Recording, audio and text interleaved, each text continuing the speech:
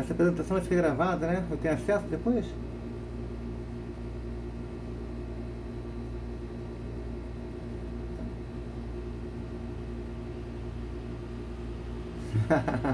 Não sei nem se eu quero ver.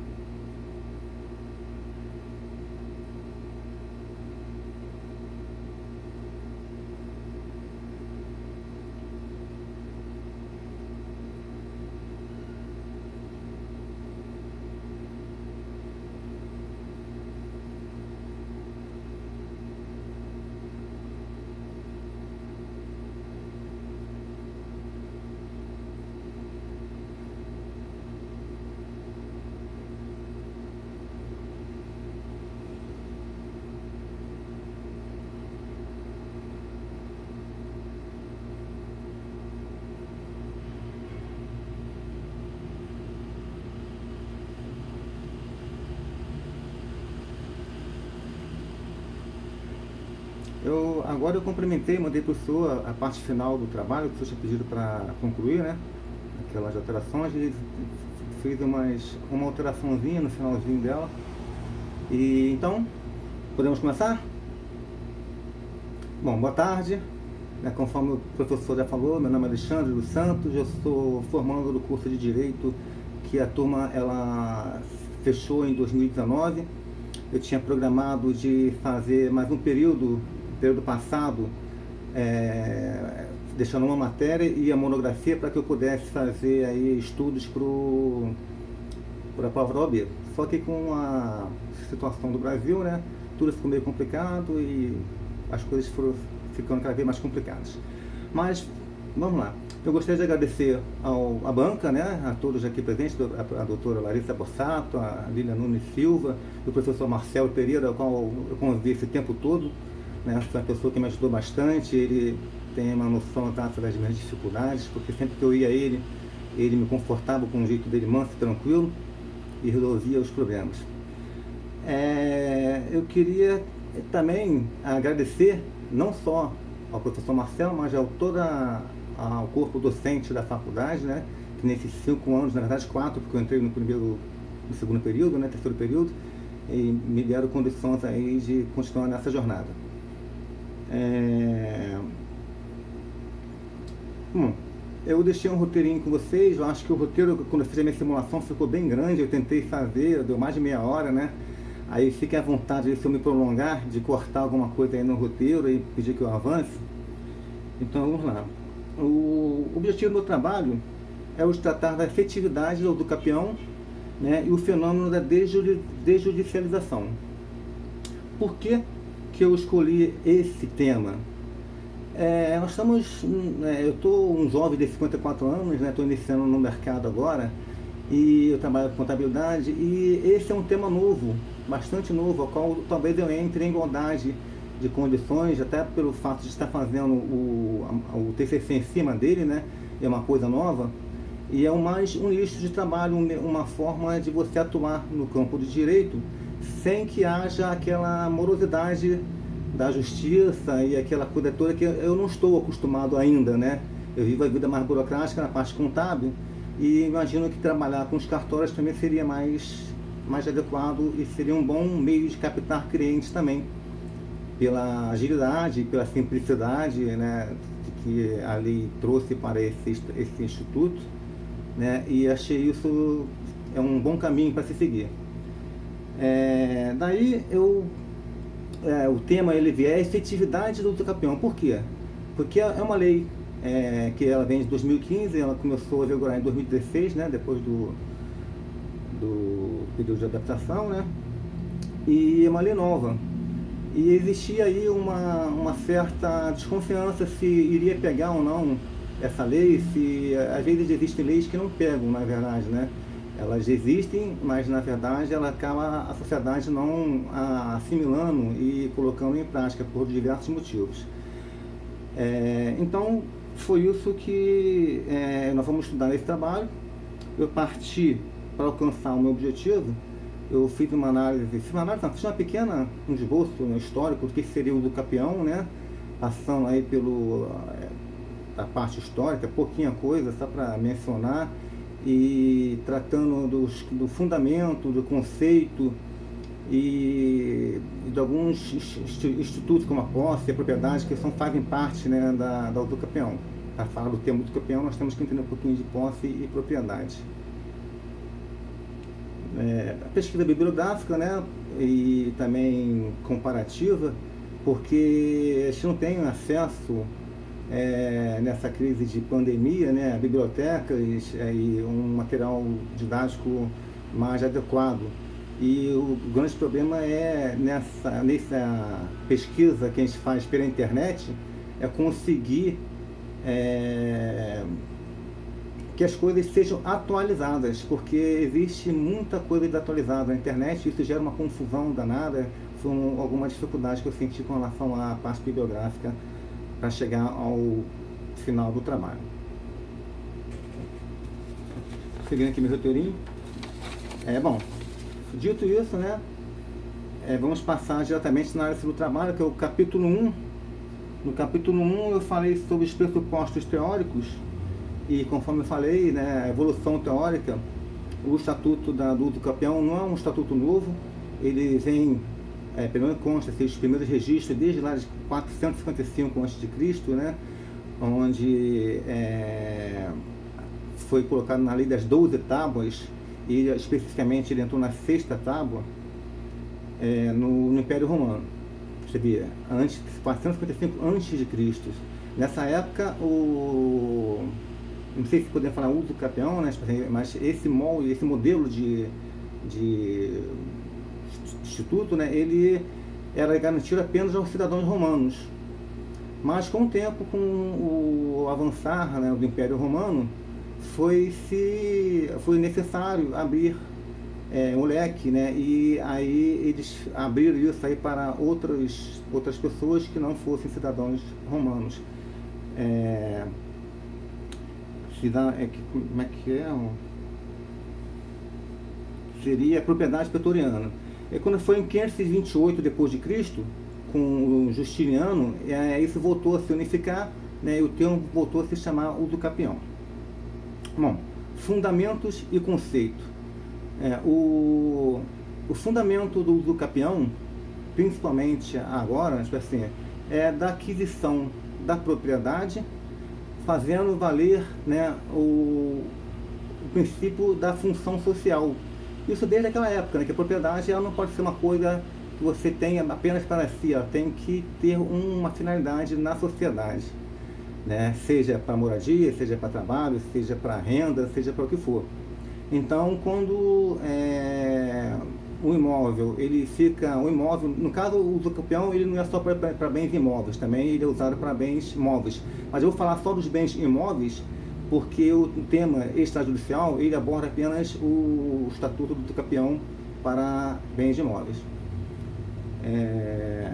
Então, assim, o fundamento é esse, a aquisição da propriedade para quem faça uso dela prolongado, né, e de destinação social, em virtude daquele que não dá destinação à sua propriedade. É o princípio da função social.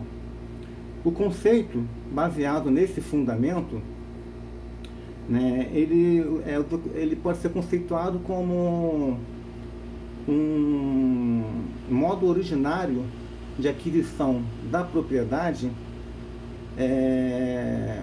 para que esta cumpra a sua função social, né, sendo desde que o antigo proprietário não dê a devida função social ao bem, no caso, aí, ao imóvel. Para que isso seja possível, tem que se ter três ou quatro fatores, né? Eu diria, teria que ter o tempo, né? O lapso temporal, no caso, né?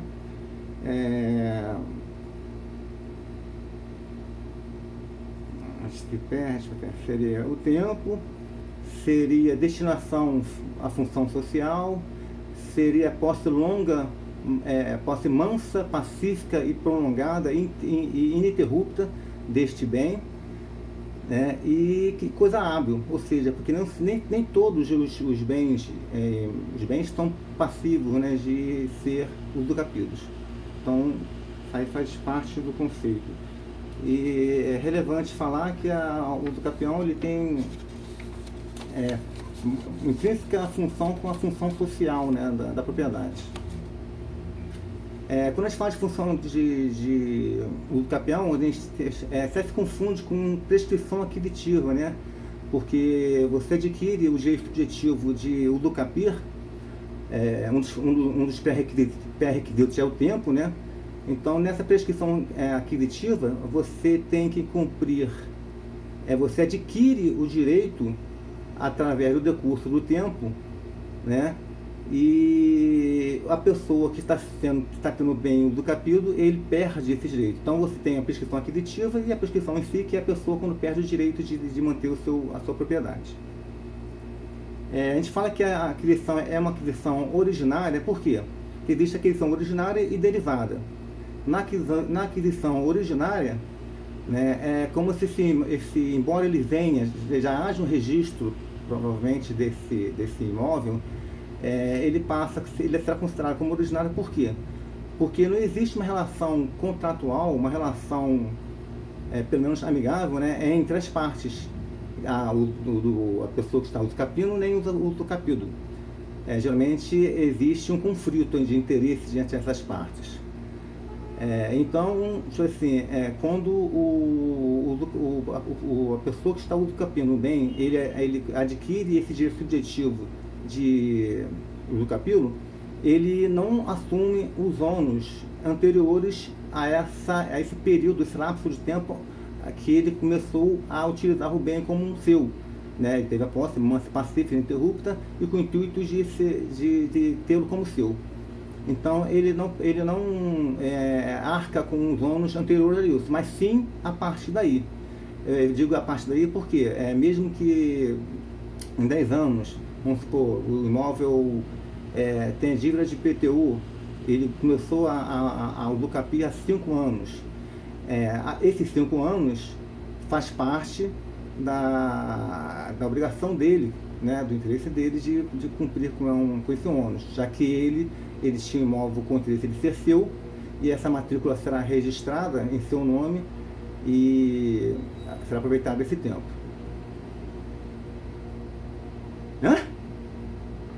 2 minutos para concluir? Bom, eu ia falar da posse, né? A posse, ia falar da teoria subjetiva de Savigny, da teoria objetiva do Ehring, né? O nosso ordenamento, ele aceita a teoria objetiva do Ehring, mas no caso específico do usucapião, pelo fato de ter o quesito do animus dominus, a vontade de tê-lo como dono, a teoria subjetiva do Savigny seria a que é utilizada no caso. Bom, quais seriam os requisitos para, já falei, né, mais ou menos, quais são os requisitos para o usucapir? Ser o tempo, a posse mansa e pacífica, o animus domini e a coisa hábil. Eu acho que já expliquei isso na introdução, né? Existem dentro de cada instituto de usucapião, são vários modos de usucapir, né? E dentro de cada um deles, isso aí varia. Você pode ter a metragem do imóvel, você pode ter a obrigação de usar como domicílio, você pode ter a obrigação de fazer ele como renda, né? Fazer ele usar como trabalho, né? Bom, vamos lá. Aí eu ia citar os tipos de usucapião: extraordinário, ordinário, especial rural, especial urbano, né, com os devidos artigos, familiar, que é uma coisa nova também, que são 2 anos, outra coisa que varia muito em cada modo de usucapir, né, é o tempo e a destinação que se dá ao imóvel. Às vezes o imóvel é de 15 anos e você dando uma outra destinação ele passa para menos, de 10 passa para 5, de 15 passa para 10, né, e assim vai. O usucapião extrajudicial Agora vamos ao tema que nos interessa, né? Ele foi criado a partir do artigo 1071 do CPC de 2015, que entrou em vigor no mês de 2016. Ele existia uma dúvida se ele realmente iria pegar, porque existe uma exigência, né? Vou até adiantar, né, para que o tempo é curto, existe uma exigência que seja consensual, né? E numa das exigências, que seria a ata notarial, essa ata notarial deveria constar a assinatura de todos os participantes do processo. E isso até 2017, o silêncio da pessoa, do proprietário, caso não fosse encontrado, era tido como sendo uma concordância, ou melhor, seria uma discordância, né? Seria uma discordância. Mas aí com a lei de 2017, que é a... não localiza aqui, uma lei de 2017, que aboliu que deu outro entendimento a esse quesito. Ou seja, o silêncio, ele passou deixou de ser uma discordância e passou a ser uma concordância, né? O que facilitou muito o interesse, né? Inclusive o interesse quando foi isso colocado no CPC, que seria facilitar, né, esses trâmites do processo. E aí então o silêncio ele passou a ser uma anuência. Bom, o procedimento do usucapião na via extrajudicial, ele segue alguns ritos, né? Tudo é feito de processo, mesmo na esfera administrativa existe um processo, e a petição inicial, ele segue o modelo do CPC do artigo 319, sendo que tem algumas peculiaridades, assim, e também isso foi, na verdade, tudo foi, o provimento do CNPJ número 65 foi que normatizou, já que ficou muita brecha, muita coisa aberta nessa lei, né, no artigo 216A, né, ficou muita coisa aberta. E o provimento de 65 do CNPJ, ele veio para regulamentar algumas coisas, e essa lei também é de 2017. Nessa petição inicial, que deverá ser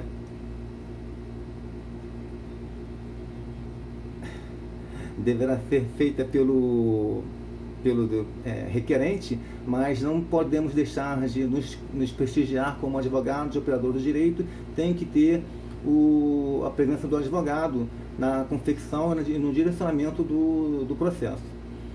E também, pelo caso do acesso à justiça, poderá também ser usado o defensor público. Bom, eu ia falar aqui o que se precisa para o processo em si, né? Não só o procedimento, mas acho que o tempo já me alertou que o tempo é curto. Eu vou só concluir então.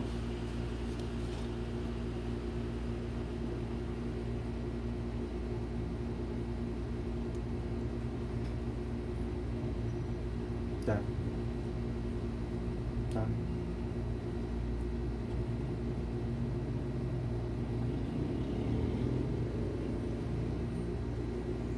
Não, eu que agradeço. Isso, como sempre, me deixa muito tranquilo para agir. Boa tarde.